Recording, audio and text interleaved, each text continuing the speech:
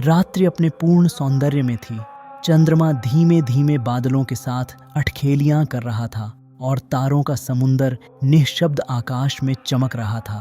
परंतु उस रात की नीरवता में भी एक अनकही हलचल थी, मानो सृष्टि की हर कण, हर लहर, हर वायु प्रवाह किसी महान घटना की प्रतीक्षा में मौन थी।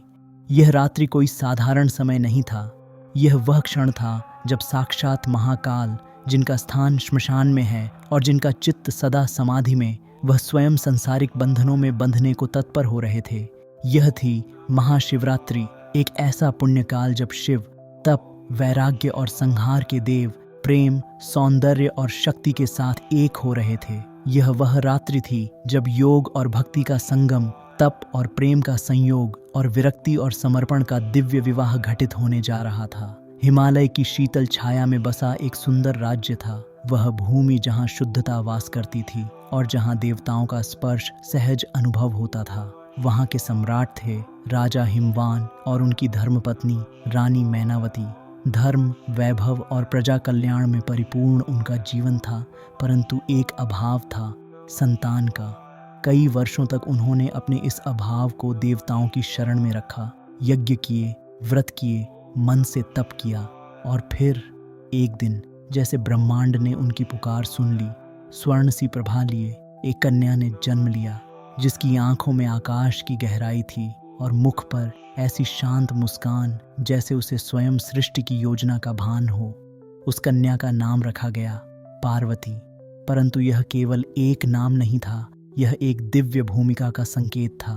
वह नन्ही बालिका कोई सामान्य राजकुमारी नहीं थी, वह थी आदि शक्ति का अंश, स्वयं दुर्गा स्वरूपा, जिन्होंने पुनः शिव को पाने के लिए पृथ्वी पर अवतार लिया था। बचपन से ही पार्वती अलौकिक थीं। जहाँ अन्य बालिकाएं खेलकूद में लीन होतीं, पार्वती मौन वनों में बैठकर ध्यान करतीं। उनके चित्त की एक ही दिशा थी, कैलाश, और उनकी आत्मा की एक ही पुकार थी, शिव। उनकी आंखों में जो गहराई थी वह किसी सांसारिक इच्छा की नहीं, बल्कि पूर्व जन्म की स्मृति की झलक देती थी।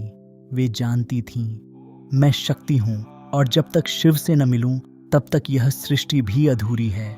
उनका जन्म ही इस संकल्प का प्रतीक था कि वे संसार को दिखाएंगी कि भक्ति, प्रेम और तपस्या से स्वयं महादेव भी पिघलते हैं। समय के साथ पार्वती बड़ी तो हो रही थीं, पर उनके अंतर में एक भाव पहले ही जाग चुका था, अनन्य प्रेम, निष्कलंक भक्ति और शिवमयी समर्पण। एक दिन उन्होंने अपने पिता राजा हिमवान के चरणों में बैठकर गहन शांति से कहा, पिताश्री, मैं संसार में किसी अन्य को नहीं चाहती। मेरे अंतःकरण में केवल एक ही नाम है, शिव। वही मेरे स्वामी हैं, वही मेरे प्राण। मैं उन्हें ही अपने अर्धांग के रूप में स्वीकार करती हूँ। राजा हिमवान विस्मित रह गए। यह कोई सामान्य इच्छा नहीं थी। शिव, वह महायोगी जो सृष्टि की परवाह नहीं करता, जो श्मशान में समाधिस्थ, भस्म में लिप्त और सर्पों से भूषित रहता है, वह जो विवाह और गृहस्थ जीवन से सदा दूर तप में लीन रहते हैं, क्या वह एक कोमल, सुंदर, राजसी कन्या के योग्य पति हो सकता है? पर पार्वती के नयनों में जो तेज था वह केवल प्रेम नहीं, आत्मा की पुकार था। उन्होंने कहा नहीं, पर उनकी आंखें बोल उठीं, यह केवल स्त्री का प्रेम नहीं है, यह आत्मा की पुकार है अपने परमात्मा के लिए। और फिर उन्होंने जो निर्णय लिया वह केवल स्त्री के साहस का प्रतीक नहीं था, बल्कि शक्ति की पुनः जागृति थी। पार्वती ने राजमहल त्याग दिया। सुगंधित महलों, स्वर्णाभूषणों और सेविकाओं को पीछे छोड़ वे निकल पड़ी, नंगे पांव, खुले केश, मौन हृदय और शिव के नाम का जप करते हुए वन की ओर। वहां वृक्षों की छाया में, गहन एकांत में उन्होंने तप आरंभ किया। दिन बीते, फिर महीने, फिर वर्ष। उनका तप कठोर होता गया। पहले उन्होंने अन्न त्यागा, फिर जल। धीरे धीरे वे केवल पत्तों पर, फिर वायु पर और अंततः केवल शिव नाम पर जीवित रहीं। उनका तन क्षीण होता गया, पर तप तेजस्वी होता गया। उनका रोम रोम शिव से पुकार करता था। उनकी हर सांस, हर धड़कन, हर अश्रु यही कहता, हे नाथ, यह शरीर केवल आपका वास बन जाए, यह मन केवल आपके चरणों में समर्पित हो जाए। वन के पशु भी चुप हो जाते जब वे ध्यानस्थ होती। पत्तियां भी हवा में हिलना बंद कर देती, मानो सृष्टि भी उनके तप में भागीदार हो।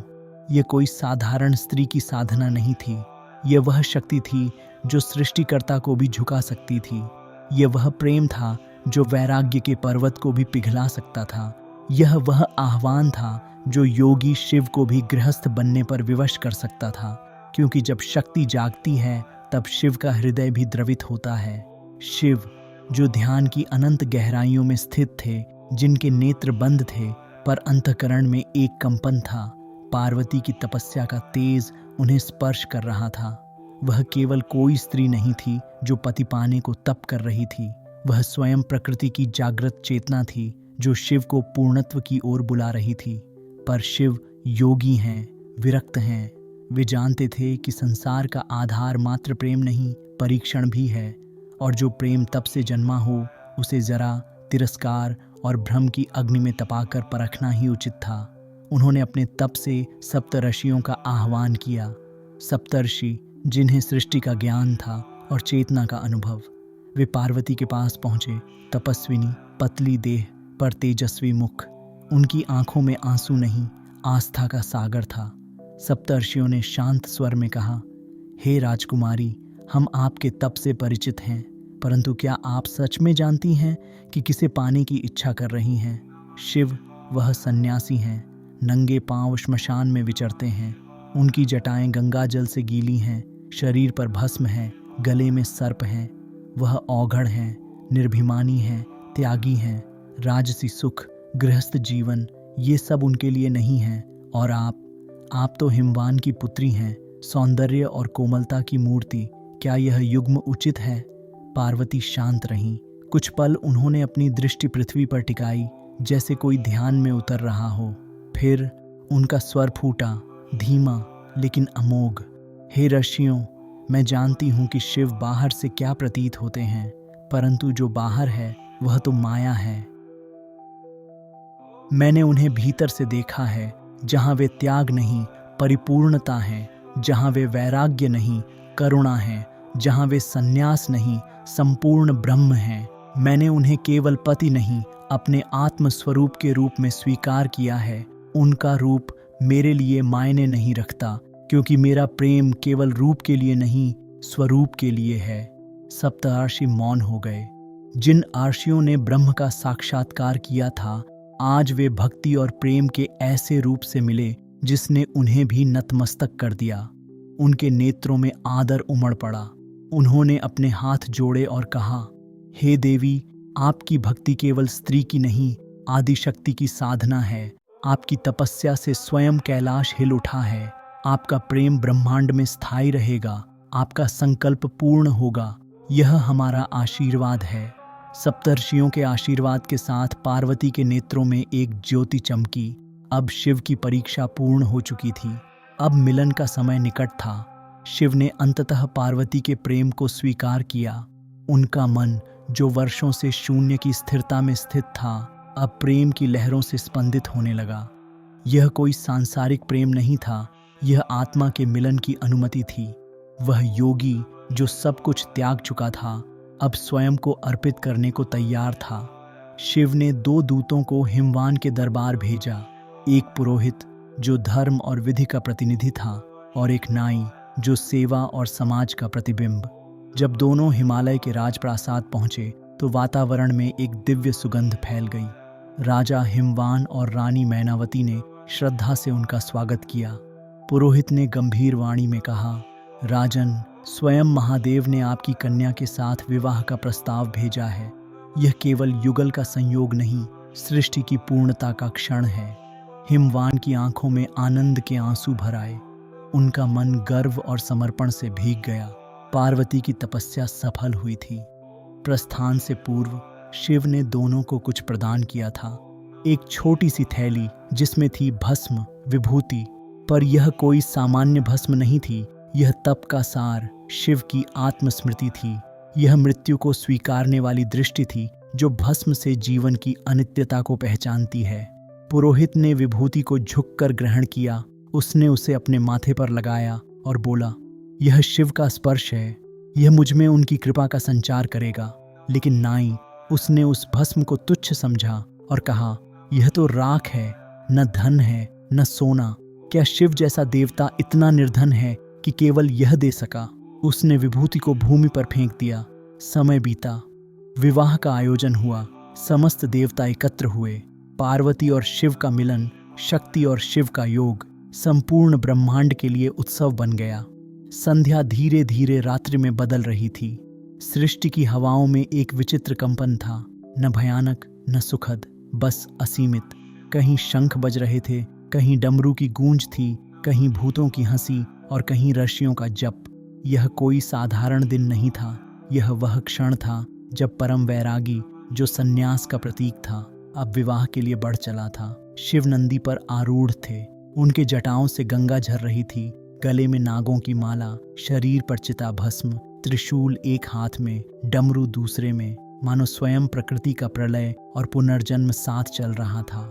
उनकी बारात में कौन नहीं था? भूत प्रेत पिशाच जो भय के प्रतीक थे, देवता अर्ष गंधर्व जो प्रकाश के वाहक थे, दैत्य यक्ष किन्नर जो सृष्टि की विविधताओं का प्रतिबिंब थे। कुछ हड्डियों की माला पहने थे, कुछ मुंह से आग उगलते हुए नृत्य कर रहे थे। कोई चिल्ला रहा था, कोई ताली बजा रहा था। यह बारात नहीं, आदि और अनंत के मिलन की गूंज थी। यह प्रकृति के प्रत्येक रंग, प्रत्येक छाया का चलायमान उत्सव था। जब राजा हिमवान ने यह दृश्य देखा तो उनका हृदय एक पल को कांप उठा। क्या यह वही शिव हैं जिन्हें मेरी कन्या जीवन भर पूजा करती रही? क्या ये भयानक और विक्षिप्त से लगने वाले प्राणी किसी कन्या के योग्य दामाद के संग हैं? राजा की दृष्टि भय और संशय से भर गई। सभा में सन्नाटा छा गया। लेकिन तभी पार्वती ने अपने कक्ष की खिड़की से शिव को देखा। उनकी दृष्टि स्थिर थी, शांत निश्चल, जैसे वर्षों की साधना उस एक क्षण में पूर्ण हो रही हो। उनके नेत्रों में भय नहीं था, प्रेम था, विश्वास था, समर्पण था। उन्होंने कहा, पिता, यह मेरे आराध्य हैं। ये वही हैं जिन्होंने सृष्टि को सहा है, जिसने मृत्यु को गले लगाया है और जिसने जीवन को मोक्ष में रूपांतरित किया है। इनकी बारात में जो भी है वह स्वयं सृष्टि की परछाई है। जो इन्हें नहीं पहचानता वह स्वयं को नहीं पहचान सकता। उस क्षण शिव के चारों ओर जो भूत पिशाच थे वो अब डरावने नहीं लगे। वे चेतना के विभिन्न रूप बन गए। त्रिशूल अब हिंसा का नहीं, अहंकार, वासना और मोह के संहार का प्रतीक बन गया। डमरू की गूंज अब अजीब नहीं थी, बल्कि सृष्टि के नाद ब्रह्म का स्पंदन बन गई। और चिता की भस्म अब मृत्यु का भय नहीं, बल्कि जीवन की अनित्यता की प्रेम पूर्ण स्वीकृति बन गई। हिमवान ने शिव को प्रणाम किया। हे महादेव, मैं आपको नहीं पहचान पाया, परंतु मेरी कन्या की दृष्टि ने सब भेद खोल दिए। मैं धन्य हूँ कि वह शक्ति स्वयं आपके साथ जुड़ रही है। यह दृश्य न केवल विवाह की तैयारी थी, यह ज्ञान और प्रेम, संहार और सृजन, शिव और शक्ति के पूर्ण मिलन का पहला आलिंगन था। उस रात्रि में कुछ अलग था। चंद्रमा की शीतल किरणें धरा पर उतर आई थीं। वनों में फूल खिलने लगे थे बिना ऋतु के, और आकाश में नक्षत्रों ने एक नवीन गति पकड़ ली थी। सप्तर्षियों ने मुहूर्त निकाला, पर यह कोई सामान्य समय नहीं था। यह काल का वह बिंदु था जहां अस्तित्व स्वयं अपने भीतर लौटने को तत्पर था। मंडप नहीं, ब्रह्मांड का केंद्र बना था वह स्थान। देवताओं ने सोने की नहीं, श्रद्धा और प्रेम की वंदनवार सजाई। गंधर्वों ने वीणा नहीं, आत्मा की तरंगों पर झंकृत होते गीत गाए। अग्नि जो साक्षी बनी, वह केवल अग्नि नहीं, साक्षात तप की ज्वाला थी। जब पार्वती धीमे कदमों से आगे बढ़ीं, कमल जैसी चाल, आंखों में साक्षात ब्रह्म की आभा, तो समय थम गया। शिव, जिनकी दृष्टि कभी बाह्य रूप को नहीं देखती, उस क्षण स्वयं को ही पार्वती की आंखों में प्रतिबिंबित होता पाया। और जब पार्वती ने शिव के गले में वरमाला डाली तो ब्रह्मांड ने मुस्कुराया। पृथ्वी ने पुष्प बरसाए, जैसे वह भी इस मिलन को आशीर्वाद देना चाहती हो। नदियां मधुर स्वर में बहने लगीं, जैसे शुद्ध प्रेम की ध्वनि को वहन कर रही हों। आकाश दिव्य प्रकाश से भर गया, जैसे तारों ने मिलन का दीपक जलाया हो। यह केवल दो देहों का मिलन नहीं था, यह चेतना और ऊर्जा का, पुरुष और प्रकृति का, अहम और समर्पण का पूर्ण आलिंगन था। शिव, जो अब तक योगी थे, अब योग स्वयं बन गए। पार्वती, जो शक्ति थी अब शिव के भीतर जागृत शक्ति बन गईं। तांडव और लास्य जो पृथक पृथक नृत्य थे अब एक ही ताल में गूंजने लगे। यह वह क्षण था जब शिव मैं नहीं रहे और शक्ति तुम नहीं रही, वे दोनों हम हो गए। यह विवाह नहीं, एक ब्रह्म रहस्य था जहां द्वैत समाप्त हुआ और अद्वैत ने जन्म लिया। विवाह के बाद सब कुछ शांत था, जैसे सृष्टि ने अपने दोनों हाथ जोड़कर प्रणाम किया हो। शिव अब केवल योगी नहीं रहे थे और पार्वती अब केवल तपस्विनी नहीं थीं। ये दोनों अब एक दूसरे की आत्मा का प्रतिबिंब बन चुके थे। शिव की चुप्पी अब शक्ति की मुस्कान में गूंजती थी और शक्ति का नृत्य शिव के मौन में विलीन हो गया था। विवाह के पश्चात जब पुरोहित अपने नगर लौटा तो उसके जीवन में शांति, समृद्धि और आंतरिक आनंद भर गया। वह जहां भी गया लोग उसकी वाणी में सुख और उसकी आंखों में दिव्यता देखने लगे।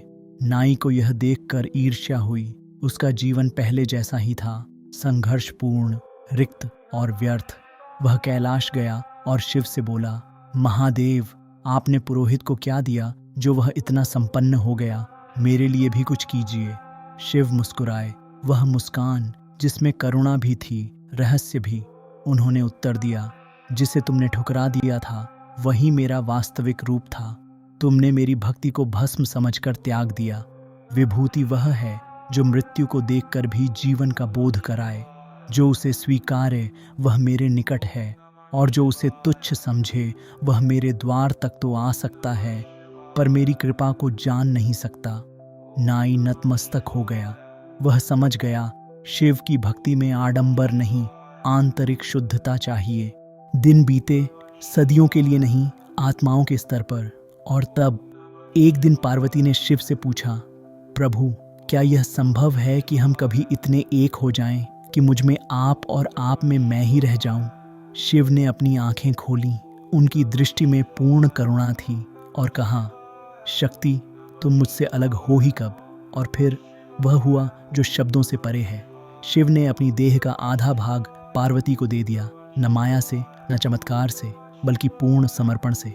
वे बने अर्धनारीश्वर, एक देह जिसमें आधा हिस्सा शिव का था, शांत, निःशब्द, योगी, और आधा पार्वती का, जगत माता, करुणा और सृजन की देवी। यह दृश्य ब्रह्मांड में पहली बार घटित हुआ था। देवता कांप उठे, गंधर्वों की वीणा रुक गई, आर्षियों की तपस्या भी थम गई, क्योंकि इस दृश्य में संपूर्ण अस्तित्व का उत्तर छिपा था। जब हम शिव को देखते हैं तो हम स्तब्ध हो जाते हैं। जब हम शक्ति को देखते हैं तो हम आकर्षित होते हैं। पर जब दोनों एक देह में मिलते हैं तो हम स्वयं को देख लेते हैं, क्योंकि हर व्यक्ति में दो शक्तियाँ हैं, शिव, विवेक, आत्मचिंतन, मौन, शक्ति, प्रेम, भावनाएं, रचना। और जब ये दोनों भीतर संतुलित हो जाते हैं तभी सच्चा आत्मबोध होता है। महाशिवरात्रि केवल शिव की पूजा नहीं है, यह शक्ति की खोज है शिव में और शिव की शांति की खोज शक्ति में। यह रात्रि हमें याद दिलाती है कि जब हम स्वयं के भीतर शिव और शक्ति को एक कर लेते हैं तभी जीवन पूर्ण होता है। जो अपने भीतर के शिव और शक्ति को पहचान लेता है उसके जीवन में न कोई अंधकार रहता है, न कोई अलगाव। वह बन जाता है पूर्ण, शांत और प्रेममय। जय शिव शंभू।